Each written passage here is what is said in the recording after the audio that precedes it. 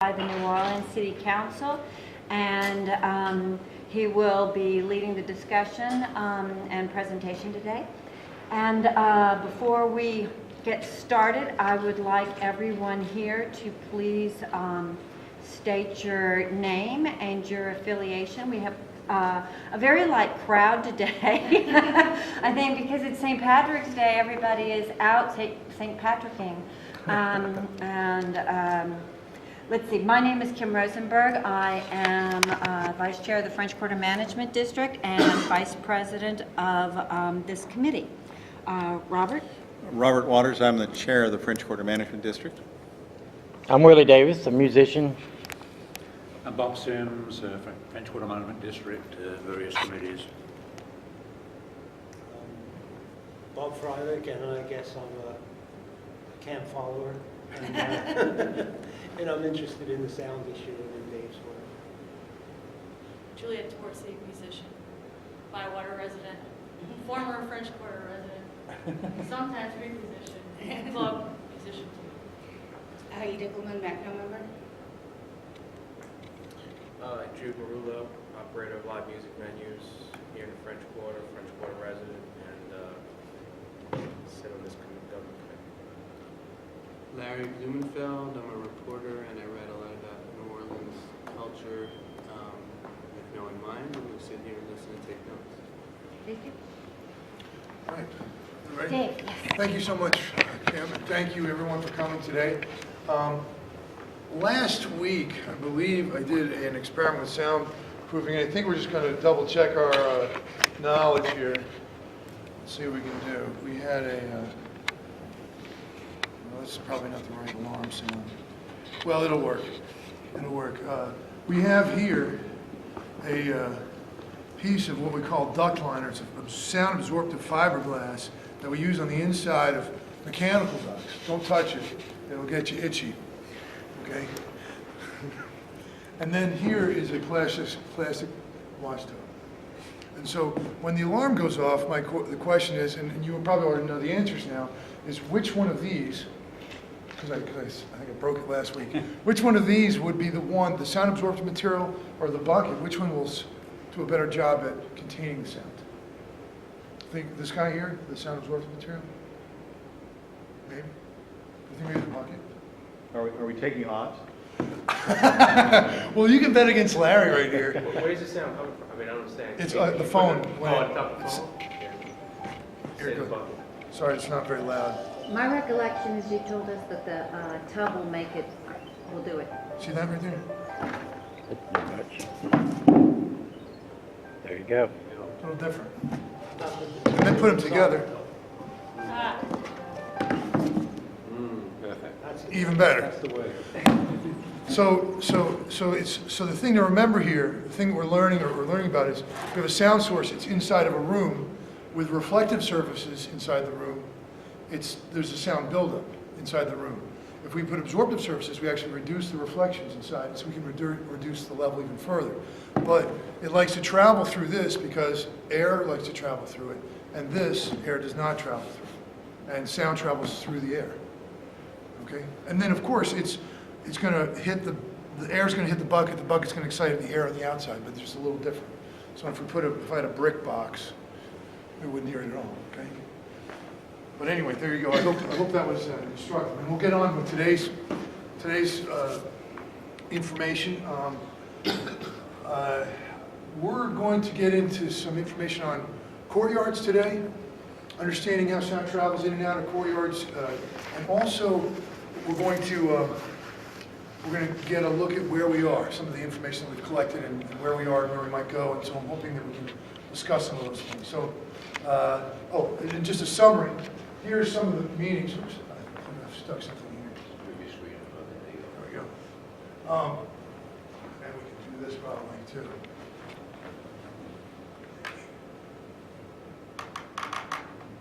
There we go. Okay, our French Quarter Management District meetings. Here they are listed. We had a discussion of sound levels on the first day, and everybody became experts on metrics and sound levels, right? And then the next time we talked about sonic footprint. That was from that demonstration that I didn't get so hot last time. but, and we went out for a little walk, and I remember that we were also talking, we noticed that during the day we had, to make an obvious demonstration, we had to raise sound levels pretty high to get significant changes. Then we had our exciting nighttime sound walk that was well documented, and there was a lot of interesting things there. We looked at propagation down the streets, and we looked at doorways in the middle of the street, those kinds of things. And we actually had the cooperation of some folks to turn down and turn up. And then we had another walk just last Friday, so a few days ago, and that was, again, I think we were able to garner some more information, and also we got to measure a number of boom cars that night, which was interesting. They were so we have that all documented.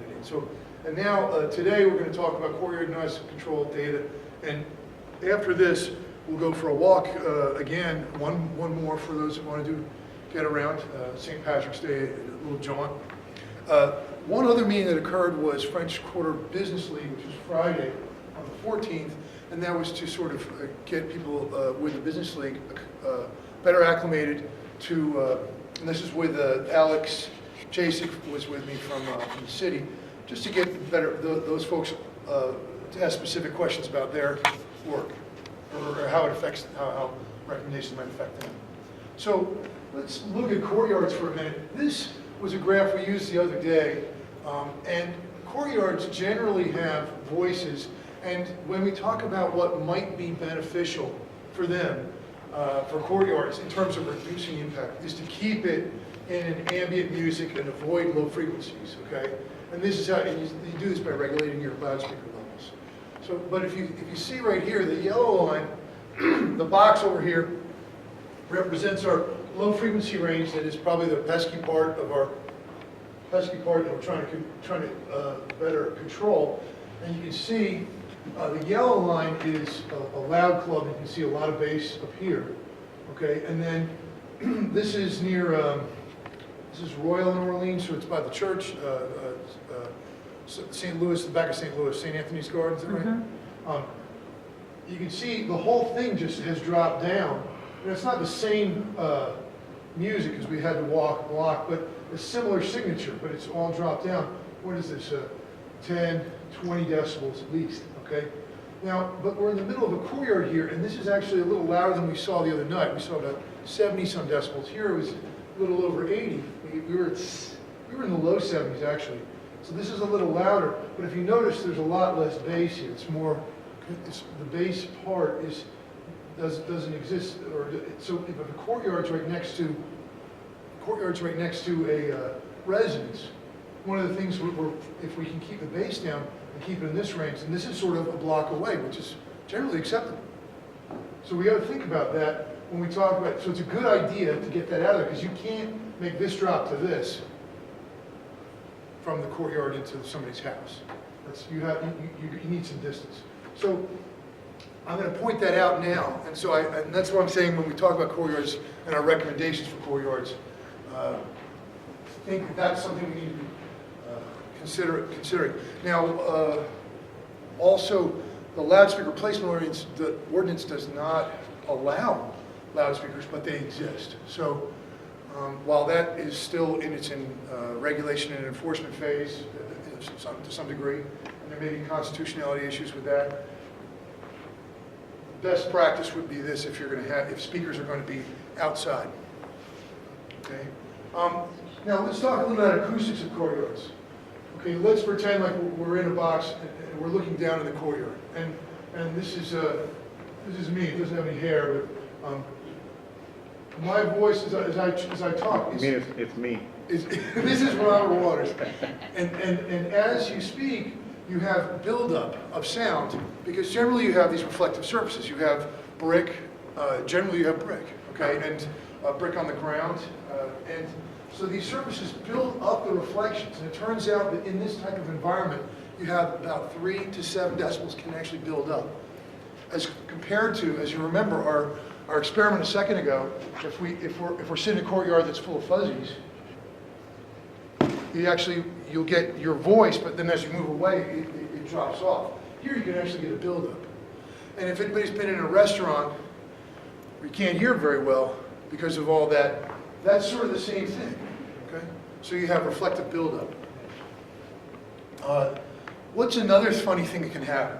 Let's say this is inside the venue, and here's an opening, and then there's sound comes out a doorway. Well, let's say a large wall, let's say we have a high wall and a low wall. Like for instance, this is a large wall, let's say it's a low wall. Sound can actually bounce off of this and go that way. And so here's your unintended receiver over here. It was not even in the line of fire in the first place. So, and these, if you have large surfaces, they have what's called a spectral reflection, which also is an acoustic image. So if we have a large wall like this and we hit it with sound, over there, even though you're playing this way, you'll hear it like it sounds like it's coming from there. So that's something we have to be careful of. So what do? We may want to consider how to treat these walls. Okay, let's take a look. Here's something we can think about. Okay, here is we can use absorption on surfaces. Now the question starts to be, we have a weather issue. If we have soft things that we use for sound absorption, we have to be able to handle the weather. If you see, here's Robert again talking, and then the thickness of the line indicates how intense his voice is, but once it passes through the absorption, hits the wall and comes back out, there's less sound intensity, less sound pressure, okay? If we keep the low frequencies are harder to control in this manner, so if you're going to try to do this kind of thing outside, that's specialized. So again, another reason why not to have too much low frequency outside. It's easier with some fuzzy material, and there's all sorts of other materials. Tectum, you might have seen in high schools, things like that. A whole set of materials out there that are bulletproof. We call it of course, this would require the cooperation of the VCC to permit businesses to either have those service treatments. Right. Now, another possibility that I was thinking of the other day, earth is not a bad absorber, but if you were to populate a wall vertically with a set of staggered earth baskets, and grew plants, then that would help. Do plants absorb? Not so much. You're going to need quite a bit of plant, 100 feet of plants, which you don't really have that. But you could use some earth. Again, it would be something you experimented with, but there are absorbers. Now, this reflection could be looking from above or looking from the side, because sound will build up and then come out the top, and it'll travel somewhere else. Okay, so we can think about it two different ways, but so that's one strategy when we're dealing with that. The other strategy that we may want to consider is the fact that you have barriers, okay, or you can use a barrier. And a barrier is another reason why low frequencies may not be desirable in a courtyard, is because they diffract around a wall.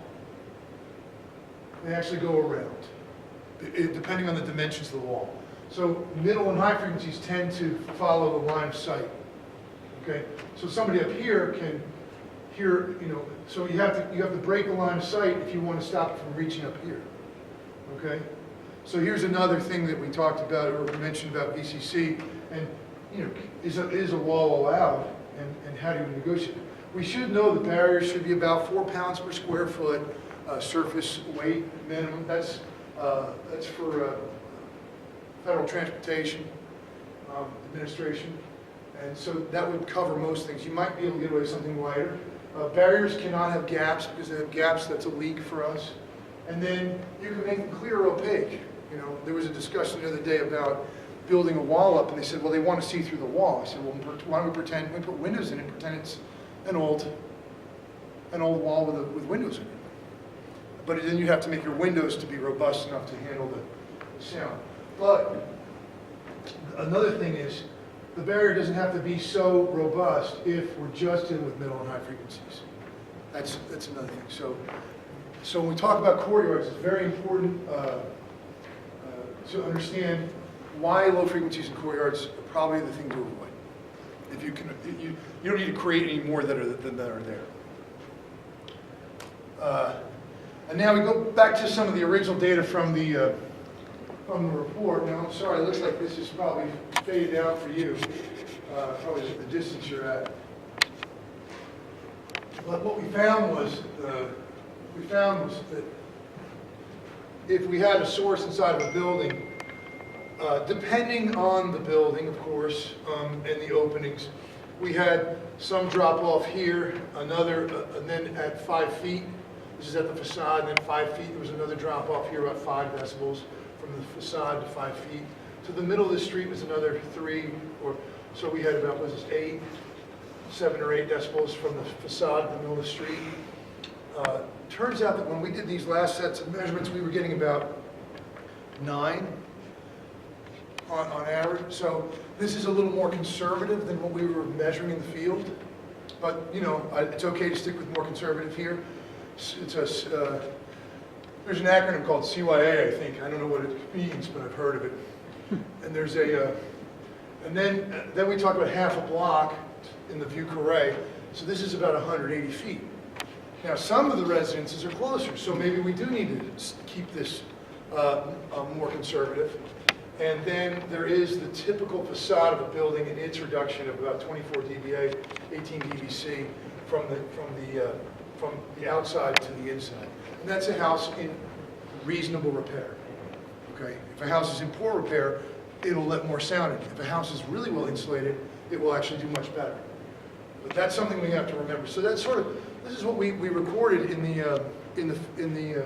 from the original study, and it turns out that the numbers matched up pretty well with what our sound logs. Okay? Although we can do all the same things. Let's take a look at some of the numbers from our sound logs. Oops. Let's get out of the way. The numbers in yellow are the one. These are all doorway measurements here of various venues. Okay. And here's our A weighted and C weighted levels, and all the yellow ones are over, but by how much? Okay. And we were out, and these were, I guess we would call this normal activity to some degree. And we had one that was loud, very loud. This is from a week ago. And if you remember that, we had one that was very loud, and it was obvious to us in the field. And then some of these other ones, there maybe were different perceptions of it, and you can see some of these are a little louder, but some are very close to what the limits are. And we had some subjective judgments that people evaluated. And it could be, and we found out also that some of these subjective judgments might be that, you know, may not be music that you're familiar with, and it may seem loud. Okay? We can see, remember Earl in his Tropical Can I Isle. ask 2 questions about that? Which one was the one that was loud?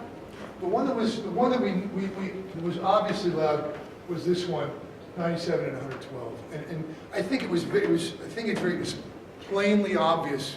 When you walk around in the street, I think that's the great part about our sound walks is that people say, oh, that sounds loud. And we go measure it and say, it is loud.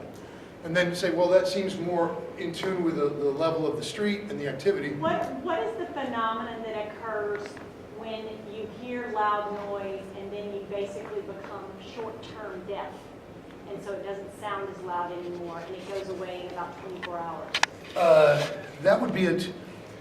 Well, now, as you listen to sound, your ear muscles will tighten up if the levels are high. Okay, and then that reduces the mechanical advantage. You have a 30-to-1 mechanical advantage, eardrum to hammer. I guess it's in there to sort of amplify those sounds. Okay, so over time you become desensitized to that. Okay, and I guess so then at certain points some people decide they need to turn up, and that's why, if you see right here, Earl's place is within the limit, easily within the limit, but he has a monitor there to tell the bands that that's it, you can't pass this point. Because no matter how much we subjectively change our hearing during the course of the evening, there's a number that says that's it. And so I think it's one of the great, it's very telling that that's there, and I think it's very important. Earl's place? Tropical Island. Oh. Anyway, so we have some numbers that are near to what we're suggesting, and then some that get further away. Okay, and when we talk about a decibel, it's not very much. When we talk about 5 decibels, it is significant. okay?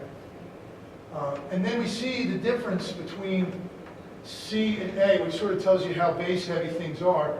And you can see that we have a range of up to, with this one with the lab basing unit, we have 15, and the rest of them all have 10 and below. So it's kind of interesting to see that. So when we talk about a 10 ratio between A and C, it seems like everybody here except the one that we knew was a little bit loud shows up to be there. So, and what happens to the middle of the street, we see, here's what happens to the middle of the street. The A drops off by some amount, and this is simply at the lower levels, we see there's less drop off. Why is that? Because the street level is actually closer to the door level. Okay? But when we have very high levels, these drop offs are very large to the middle of the street, it turns out.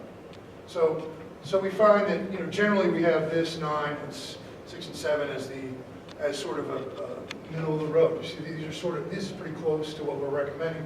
These are the drop-offs we're seeing. And then the other thing that we want to see is as we move towards the middle of the street, what happens here is we know that C drops off less than A. We can see that the low frequencies are still getting further, are taking more distance to get away. And then we also see, these are, as we move down the side streets, we see different levels. And again, we see the low frequency does not drop off as fast as the high and middles. And that's what we wanted to show here, is that that's why, again, we come back to controlling low frequency. So critical, because if we control it at the source, after that, it takes care of itself for the most part. So we have to be very, so our low frequency limit is sort of an important part of the, we see that these numbers, it turns out these drop-offs are all similar to what we were measuring before in the first part. But as we go further away, this number starts to get larger because the C is not dropping off as fast. Again, another reason to control it. Now, can we talk about C's for a second? Yeah, sure. Years ago, when I had a dance club, traditionally, you want your bass speakers, your subwoofers, in corners against hard surfaces, right? Because that amplifies and makes it travel. Right. We had a problem with the bass extending out beyond the building. And one of the things that we tried and we did was we flew them. And typically you don't fly subwoofers, but we flew them so that they weren't contacting, they were isolated. Right. And we found that reduced the amount of travel bass immensely. Right. I think there's some math we could look at in terms of how we calculate how sound leaves a building. And what you're saying is when you excite it in the corners of the room, you're exciting what they call the modes of the room. So you have these